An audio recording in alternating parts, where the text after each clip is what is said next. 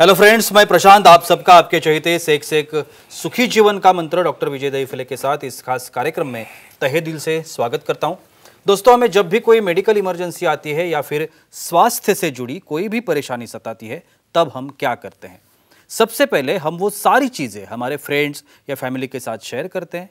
पर दोस्तों, जब भी हमें कोई सेक्स से जुड़ी परेशानी सताती है, तब हम ऐसा नहीं कर पाते, क्योंकि इस बारे में बात करने में हम झिझकते हैं, हमें शर्म आती है।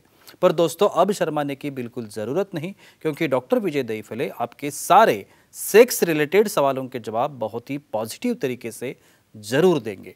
दोस्तों, शो को शुरुआत करते हैं, लेकिन उसके पहले जानते हैं डॉक्टर विजय दहीफले इनके बारे में। डॉक्टर विजय दहीफले ये सेक्सोलॉजिस्ट, यूरोलॉजिस्ट और एंड्रोलॉजिस्ट है। डॉक्टर के क्लिनिक औरंगाबाद, हैदराबाद, दिल्ली में द्वारका, पुणे, नवी मुंबई में नेरुल, दादर, अंधेरी, कल्याण, नासिक, अहमदाबाद और दुबई में है। डॉक्टर विजय दहीफले का भारत एवं अन्य देशों में कॉन्फ्रेंसेस और सेमिनार के लिए आना जाना रहता है, जिसमें डॉक्टर सेक्स रिलेटेड सलाह मशवरा करते रहते हैं। तो चलिए शो को शुरुआत करते हैं। डॉक्टर साहब हमारे साथ है। Sir, welcome to the show. नमस्ते। आप सभी जानते हैं कि इस वीडियो के तहत हम बहुत ही निजी तरीके के जो हमारे क्वेश्चंस है, बोलिए कि समस्याएं हैं, उलझने हैं, हम कह सकते हैं, वो उलझनों के ऊपर डॉक्टर साहब बात करते हैं। टेक्निकली जो मालूम होना चाहिए, वो क्या होना चाहिए, वो हमें बताते हैं। तो चलिए जानते हैं आज का जो टॉपिक है, पेरोनिक्स प्लेग। इसके बारे में हम आज जानने की कोशिश करेंगे। ये पेरोनिस प्लाग, सॉरी मैंने थोड़ा सा गलत ये हुआ, पेरोनिस प्लाग जो है सेक्सुअल डिस्फंक्शन, और इसके बारे में हम लोग बात करने की कोशिश करेंगे।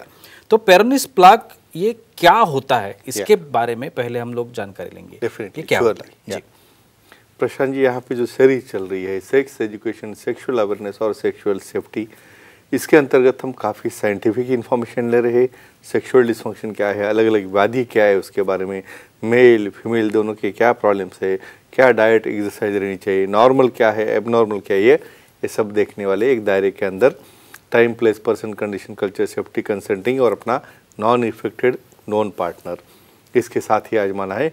ये थोड़ा सा साइंटिफिक टॉपिक हमने लिया है, लेकिन हमारे दर्शकों की डिमांड की वजह से पेरोनिस प्लेग क्या रहता है, ये साइंटिफिक वर्ड है। इसके अंदर लिंग के अंदर किसी भी कारणवश एक प्रकार की एक हार्ड गीट आती है, और वो गीट आने से वहाँ पे एक्टिविटी करते वक्त वहाँ पे दर्द होना, या बहुत बार नॉर्मल शिथिल अवस्था में लिंग हमें तो स्ट्रेट लगता है, लेकिन जब वो इरेक्ट होता है उस वक्त वो बेंड होता है अपवर्ड, लैटरल या कौन सी जगह पे। तो ऐसे केस में पूरी जो लाइन दिखती है यहाँ पे हार्डनेस की लिंग के ऊपर, इसे कहते हैं पेरिनोस प्लेग। ये कैसे बनता है, कैसे निदान करना है और क्या क्या ट्रीटमेंट है, देखेंगे वन बाय वन। जी सर, ये पेरोनिस प्लाग जो है वो उसके अगर लक्षण बताने हो तो कैसे उसको जज करें? यस, वेरी नाइस क्वेश्चन जी। पहले तो इसमें एक कहूँगा, कॉमनली ये एसोसिएटेड रहता है एक दूसरी डिसऑर्डर के साथ। डायबिटीज जिसको हो, डायबिटीज़ वाले केसेस में कुछ लोग उसको सेल्फ इंजेक्शन देते हैं, उसकी वजह से होता है हिमेटोमा बन के। बहुत बार सेक्स करते वक्त वहाँ पे जोश में बहुत बार रॉन्ग हिटिंग हो जाता है, रॉन्ग पोजीशन में पेनिस का फ्रैक्चर होता है, माइक्रो फ्रैक्चर, तो उसका बाद में हिमेटोमा बन के उसके अंदर गिड बन जाती है। कुछ फाइब्रोटिक डिसऑर्डर रहते हैं जिसकी वजह से कार्पर और अल्बोजिनिया है, उसके अंदर कैल्सिफिकेशन होकर वहाँ पे गिड बन जाती है। तो ये कारण है जिसकी वजह से बनती है। तो क्या क्या लक्षण दिखेंगे इसमें? धीरे धीरे डायबिटीज़ की हिस्ट्री मिलेगी, वहाँ पे शुगर समझो कंट्रोल में नहीं, उसकी हिस्ट्री मिलेगी, इरेक्शन कम हो रहा है, कमजोरी आ रही है, दर्द हो रहा है, एक्ट करते हो तो पार्टनर को भी दर्द हो रहा है, और लिंग में डेविएशन हो रहा है या 90 डिग्री तक उसमें बेंड आता है। ये लक्षण जब हो गए तो विशेषज्ञ सेक्सोलॉजिस्ट के पास सलाह मशवरा करके इसे अच्छी तरह से हम सोल्यूशन दे सकते हैं। सर, हमारे कुछ दर्शक है हमारे साथ, सवाल करना चाहते हैं। लेते युवराज जी है चेन्नई से, वो सवाल करना चाहते हैं। युवराज जी, पूछिए, क्या सवाल है आपका? हेलो, बोलिए। बोलो सर जी।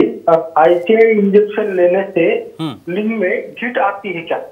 क्या बात है, यही टॉक कंटिन्यू करेंगे। जी बिल्कुल।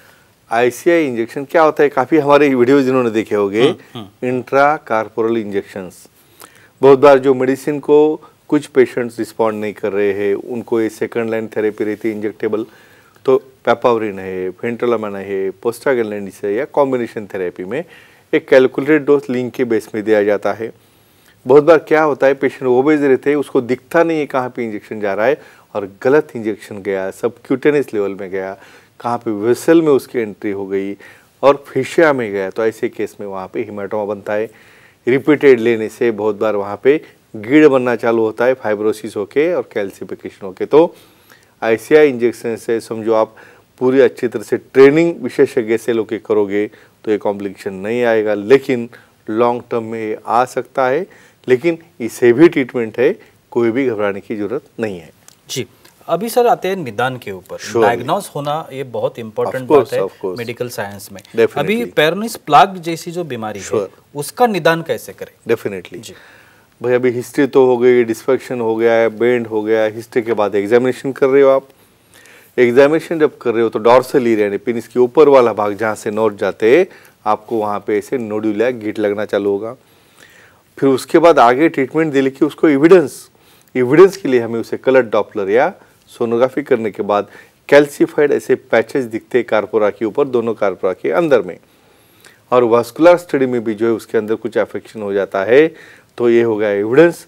और ये एविडेंस में बेस करके आगे क्या ट्रीटमेंट देना है, लाइन ऑफ ट्रीटमेंट, उसका आउटकम क्या है देखेंगे। और जी बिल्कुल, ट्रीटमेंट अभी भी आपने वेरी नाइस। तो अभी ट्रीटमेंट क्या ट्रीटमेंट होती है और कैसे की जाती है? डेफिनेटली जी, ये देखो सबसे इम्पोर्टेंट बात अपने दर्शकों को कहना चाहता हूँ, किसी भी प्रकार की विटामिन की गोली, किसी भी प्रकार का हम कुछ ओरली विटामिन ई लेंगे और कुछ सी लेंगे, डी लेंगे, कुछ नहीं होने वाला है जब तक यहाँ की टिश्यू चेंज नहीं होगी। तो इसलिए क्या ट्रीटमेंट है, पी शॉट थेरेपी, हम बाद में डिटेल में देखेंगे। सेलुलर थेरेपी यानी कुछ कारणवश वहाँ पे ऐसे इंजेक्शन दो जिसकी वजह से नए सेल ग्रो हो जाए, इसे हम प्लेटलेट रिच प्लाज्मा थेरेपी या पी शॉट कहते हैं।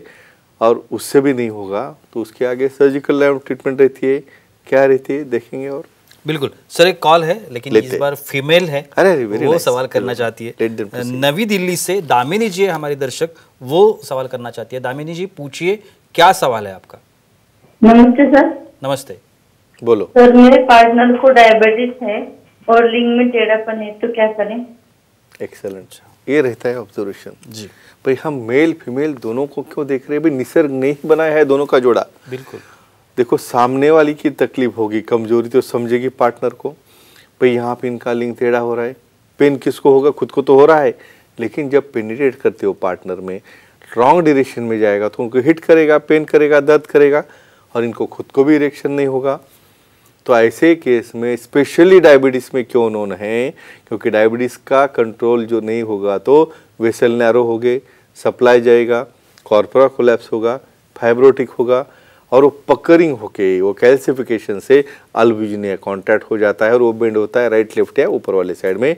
कोई चिंता करने की ज़रूरत नहीं, बहुत अच्छे ट्रीटमेंट्स है। वो ट्रीटमेंट देने के बाद उसका स्ट्रेटनिंग, इरेक्शन भी अच्छा आएगा और पार्टनर को भी कोई तकलीफ नहीं होगी। जी बिल्कुल सर, अभी अपने पी शॉट के बारे में उल्लेख किया था, तो ये पी शॉट थेरेपी जो है यस, वो इसमें क्या रोल निभाती है या फिर उसका क्या रोल होता है, कैसे उसे ट्रीट करता है?